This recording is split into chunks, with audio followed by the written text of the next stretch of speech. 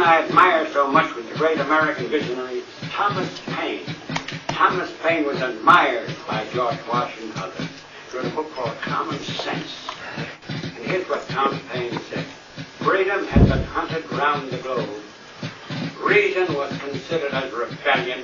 The slavery of fear made men afraid to think. But such is the irresistible nature of truth that all it asks, all it wants, is the liberty of appearing. In such a situation, man becomes what he ought to be.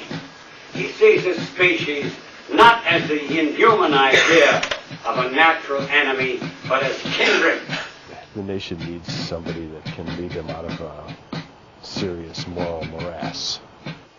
The ruling elites have pretty much given up on the rest of us. They don't seem to care.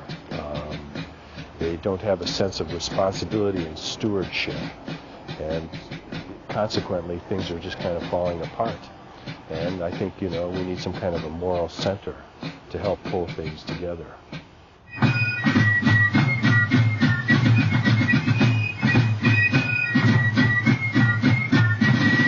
My prayer would be that each person would get what they need. We wouldn't have people hungry. We wouldn't have people without medical care. Taking care of one another and not just looking out for me, not just looking out for what do I gain from this, but what do we as a neighborhood, what do we as a country, how can we work together? I look at the umbrella issue for this campaign is balancing making decisions based on human values instead of economic values, whether it's the role of the U.S. in the world, whether it's corporate welfare, whether it's health care, any of those, environment, alternative energy sources. Right now, with the money we have, we should have free public health. If you don't have any money, you should be able to go in the hospital and have anything done you need. National health care, I think, is something that's very important, again, for people who aren't working and for older people. I have older parents at home who are quite stressed out by the way the healthcare system is currently.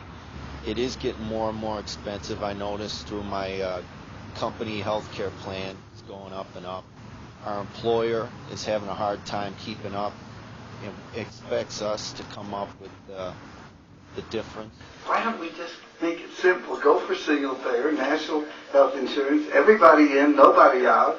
It's the feasible way, it's the economical way. Every other one of the democratic industrial countries of the world have done it. We're the odd man out.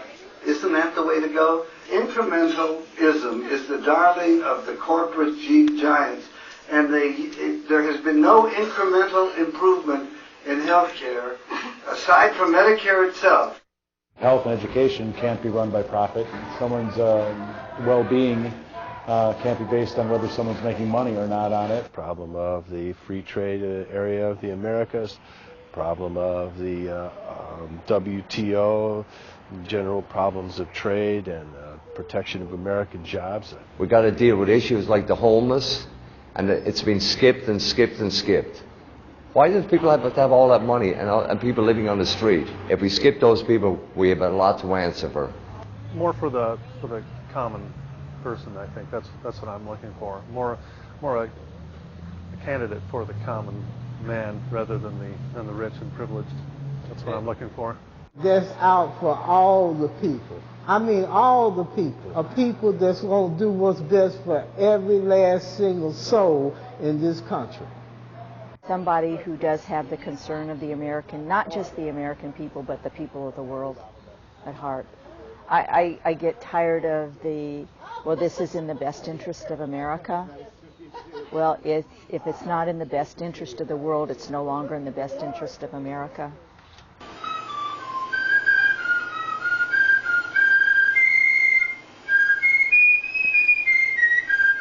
Lord, give me peace.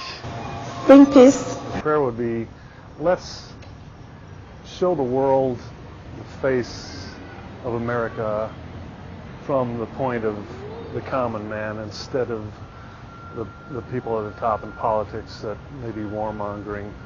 That's not the real America. So we're getting Vietnamization of Iraq. So we're kind of like in a sinking hole. It's a lot of money. Unfortunately, it's taking a lot of lives every single day. It's a sorry mess. So when they say family values, then you hear it from Bush, and then he sends everybody's family's kid off to get killed in Iraq. So I think we ought to bring him home. The troops should have been home by now. Oh, I get extremely upset.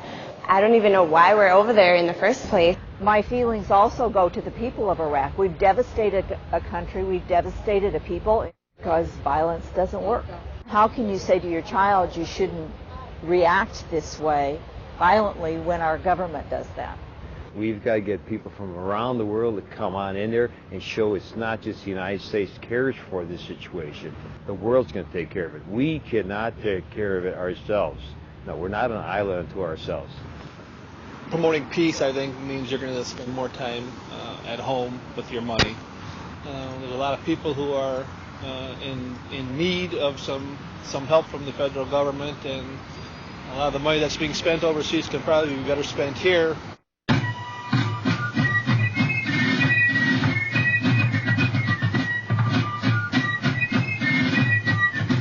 My prayer would be that America open their eyes up. Let's look for the truth. Let's do what's right. Our leaders must be honest. Without honesty, what is we got? We got a lot of propaganda. Just a lot of hiding and a lot of platitudes, and I don't think we're getting honesty at all where we need it. I think we need a statesman.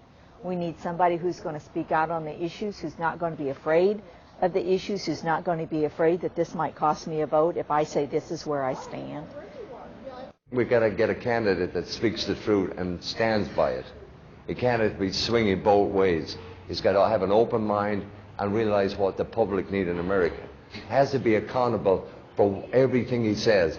I'd like to have an honest candidate, but an honest candidate, unfortunately, is not politically correct. It's hard to, please a lot of people and say something that, more than 50% of the people want to hear.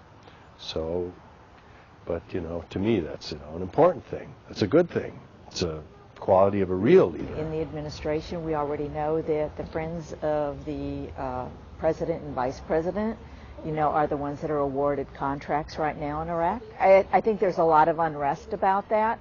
The sad part is I don't think that the people are hearing that. People, I think, really do want something different, and I just hope that people will see through the facade of this administration and be able to make a good choice for a good leader.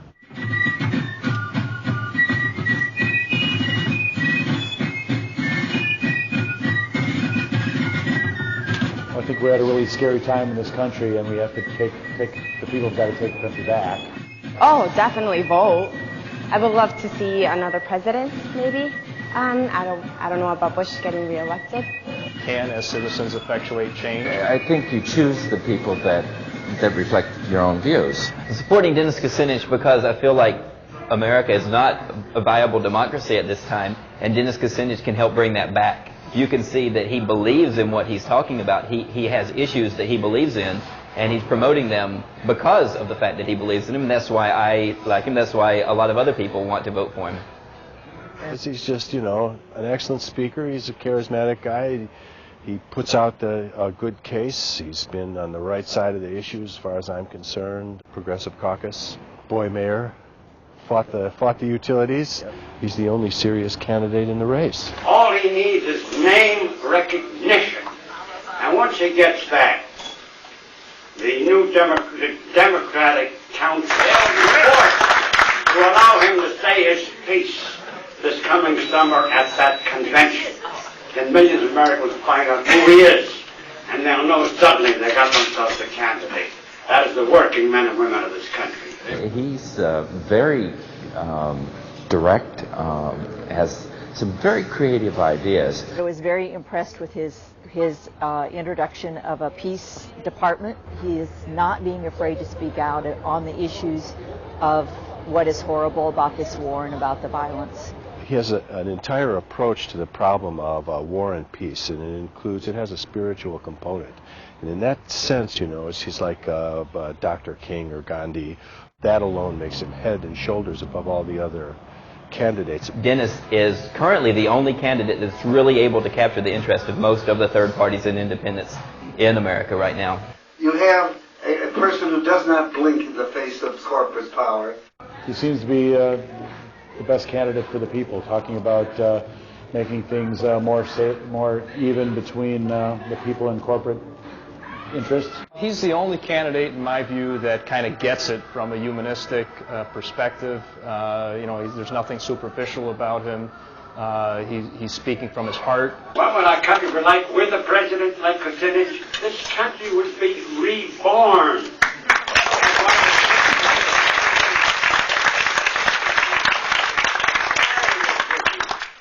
In case you don't know it, this country was formed as a revolutionary country.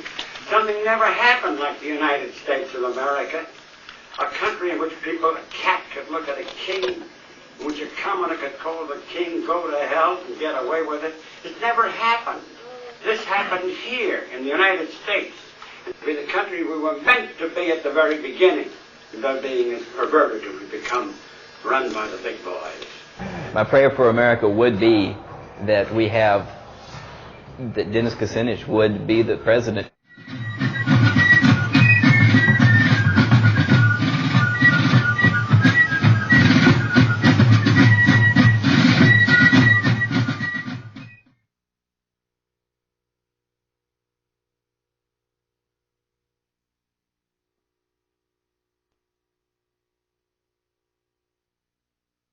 I'm Congressman Dennis Kucinich, and I approve the content of this recording.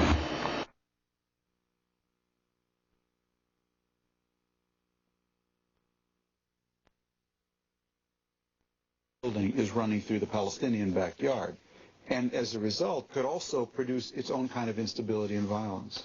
The fence actually benefits not only Israel,